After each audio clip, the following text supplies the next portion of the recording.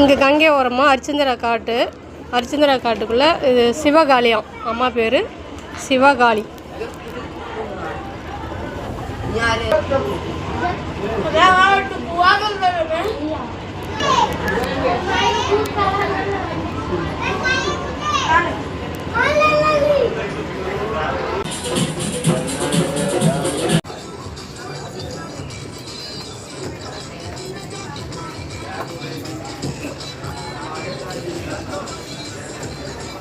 கும்பமேளாவுக்கு போயிட்டு திருமேனி சங்கம் அங்கே நேற்று பேர் வீடியோ போட்டிருப்போங்க. அங்கே போயிட்டு சாமி கும்பிட்டு தீர்த்தம் எடுத்துக்கிட்டு மறுபடியும் சாயந்தரம் 7 மணி 8 மணி தான் வந்தோம்.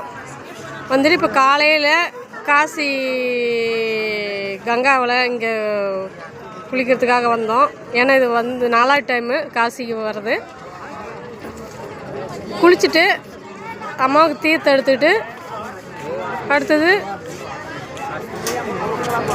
காசி விஸ்வநாதர் போய் அப்போ தரிசனம் பண்ணிவிட்டு அம்மா அன்னபூர்ணி அவங்களையும் தரிசனம் பண்ணிவிட்டு காலையிலேருந்து நைட்டு வரைக்கும் அங்கே சாப்பாடு அன்னதான சாப்பாடு அங்கே எல்லாருக்குமே வரவங்கெல்லாம் சாப்பிட்லாம். அவங்க சாப்பிட்டு நம்ம மறுபடியும் நம்ம கோயிலுக்கு போகலாம். வாங்க.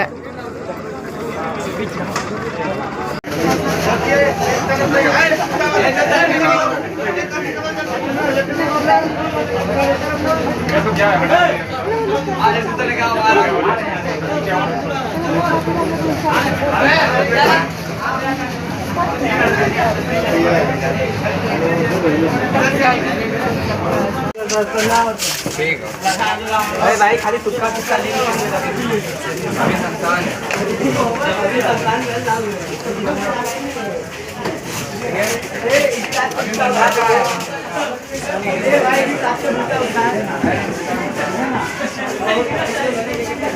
எல்லாருக்கும் வணக்கம். நம்ம காசிலிருந்து விசாலாட்சி கோயில் எடுத்தோம்.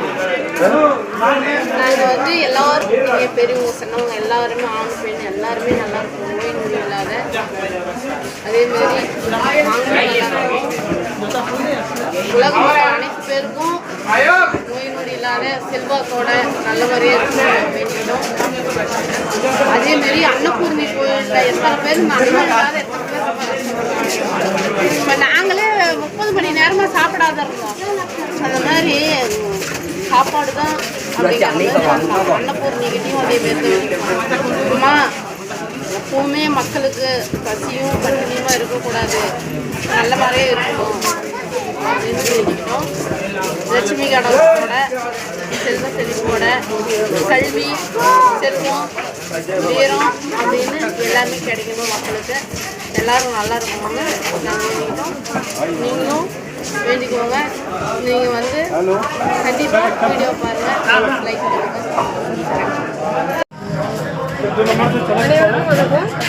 இப்போ காசி வந்துட்டு விஸ்வநாதரை பார்த்துட்டு அம்மா அன்னபூர்ணியை பார்த்துட்டு சாப்பிட்டு காசி விசாலாட்சி அந்த அம்மாவை தரிசனம் பண்ணியாச்சு.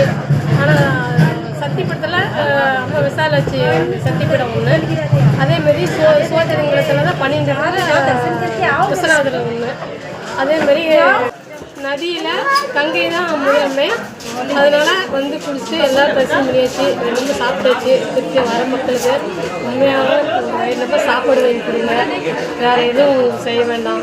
வயிற்றுக்கு போது சாப்பாடு வேறு எதுவுமே கிடையாது. உங்களால் முடிஞ்சது சாப்பாடு மட்டும் வாங்கி கொடுத்து ஒரு துணி எடுத்து கொடுங்க அவங்களுக்கு. உண்மையில அதே தெய்வம் மீறானது. அவங்க ஆசீர்வாதம் என்றைக்கும் உண்டு.